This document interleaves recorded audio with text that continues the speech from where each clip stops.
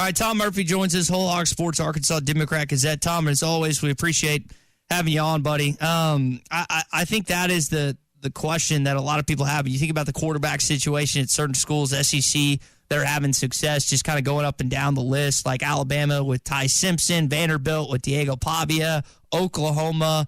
Why am I blanking on what's-his-face, the kid from Washington State? Either way, you're seeing these guys and the schools overall having – like, how important is it for whether it's KJ or anyone else for that coach to potentially bring a QB with him for this next job? Yeah, morning, Todd. John Mateers, who you're thinking of. Yeah. And there's a lot of food for thought in everything I just heard, the previous caller and what you guys were all just talking about. But obviously having a great quarterback is a big, big deal.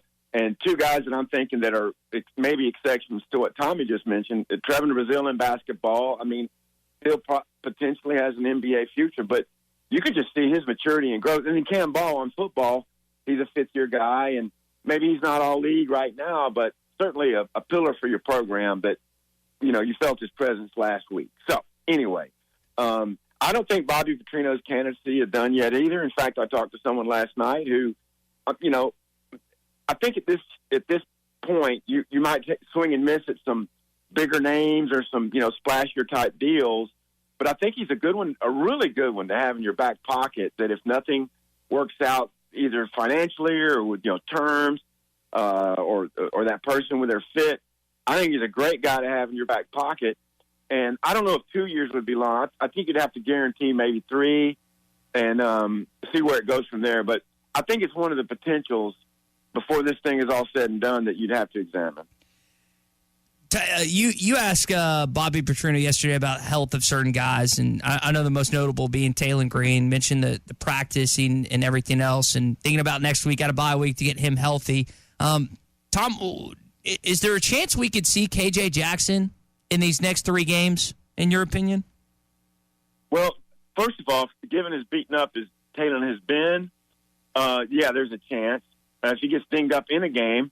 And, you know, it would be very interesting and intriguing to see, and at some point maybe you even consider that, what he would look like for half of a series, or excuse me, for half of a game, or something against, you know, like at a time that matters in a game and not mop-up time, which he's played.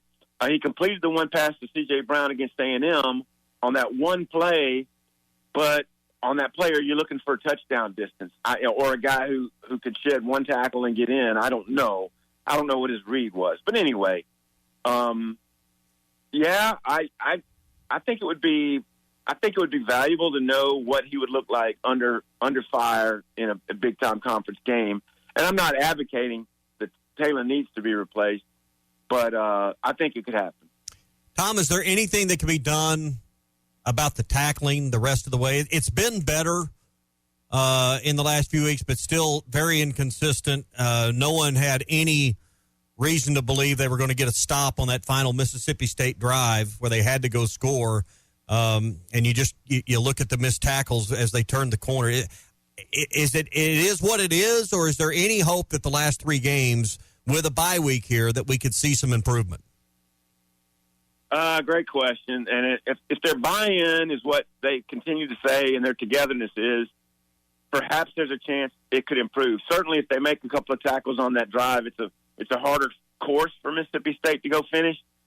Certainly if they, you know, if the back shoulder throw, and it wasn't Quentin Thompson, it was the other guy, you know, that isn't completed, then Arkansas wins the game. And there's 2 fourth down plays on that drive. So as frustrating as that's been, if they can marginally improve, maybe there's a chance. I mean, I don't know what LSU's state of mind, what happens to them against Alabama this weekend, what their state of mind will be next week.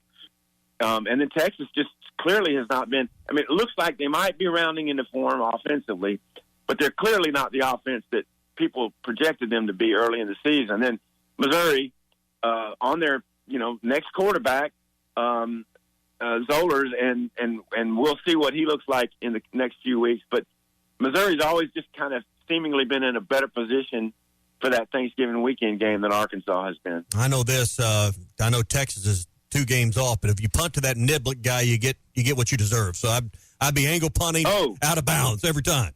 Stay away. Yeah, stay away from him. So I just, I still see an offense that, it has flashes of what, and I know it's against Mississippi State. They don't have the best defense in the world, but there's flashes of really elite offense at times. But the defense just, you never really see a moment you think, the pieces to the puzzle are really here to put together something that's at least approaching average.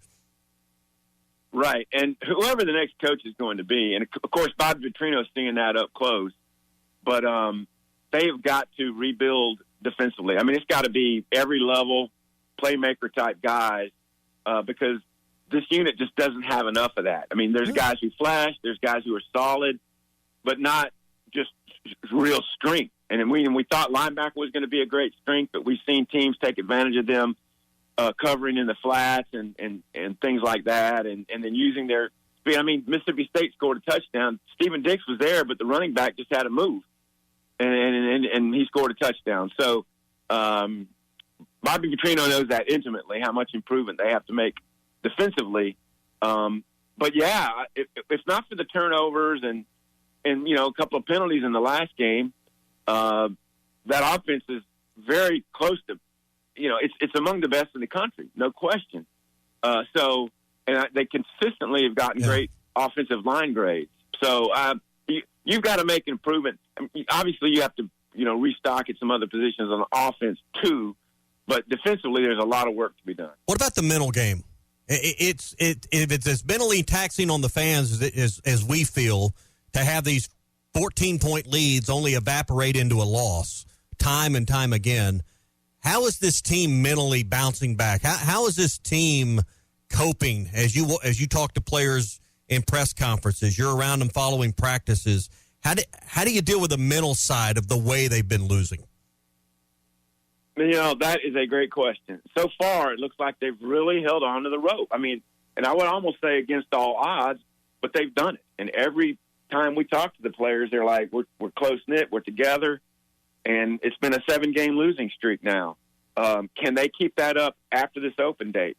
One thing Bobby Vitrino and the staff have been really good about is talking to them about their own personal brand and their worth and their value, no matter if you want to go to the NFL, no matter if you want to transfer, no matter if you want to state your case for being a starter here next year.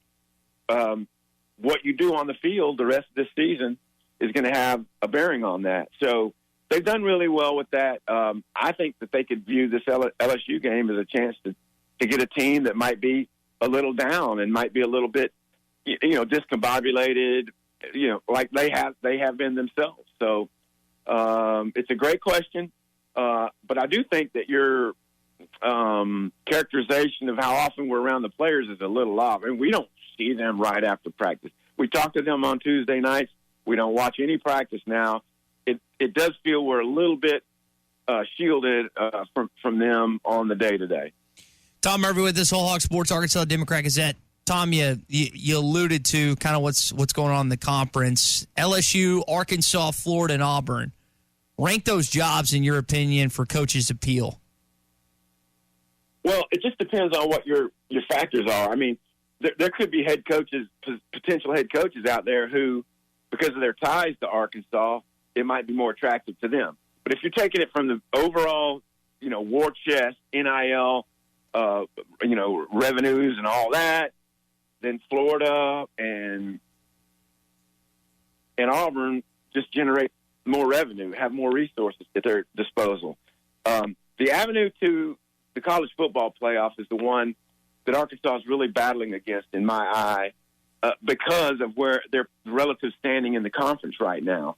And that's one thing that, the Hunter Yurachek push right now with donors to get, more financing available for football is very important, because the game continues to evolve.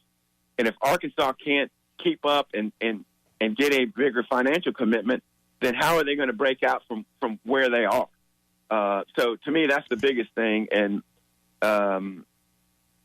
that's my thought on that, and also not being a hotbed of high school talent here hurts them. I mean, the ones you're comparing them against, Florida, LSU, Auburn, all are closer to the Deep South for the hotbeds, Florida and LSU are in two of the best D1 producing states in the country, and then Auburn has access to Georgia and the fertile beds in Florida. So Arkansas is up against it in a lot of different ways like that. Traditionally, great program in the Southwest Conference, but for them it's been a struggle to stay up in the SEC. Think Cal's played a role at all helping Arkansas, not just with basketball NIL negotiations, but other sports too? He's been around big money for a while now. He plays a factor, Tom? That's a great point. And just the fact that he's here and promoting, what the university is about, that you can win here, it is significant in my eyes, from the national branding standpoint. And the fact that they rebounded from that, 0-5 conference start and did what they did was such a milestone for his career that they did that. And now, if things go like they think, they could be a real player on the national scene this year. Let's talk some basketball before we get out here. Arkansas, Michigan State, two ranked teams. I think Michigan State's 22, Arkansas is 14. Chance to maybe get a little early season national attention with a win. Two Hall of Fame head coaches. What are you expecting Saturday night, 6 o'clock, when the Razorbacks and the Spartans go at it? I'm expecting a really fun battle. I hope that the freshmen play within themselves and shoot well, take good shots. They've got to be a better defensive team than they were against Southern. No question. You heard Calipari talk about defending guys to the side and not getting in front of them and stopping drives. And all those things, they've got to be.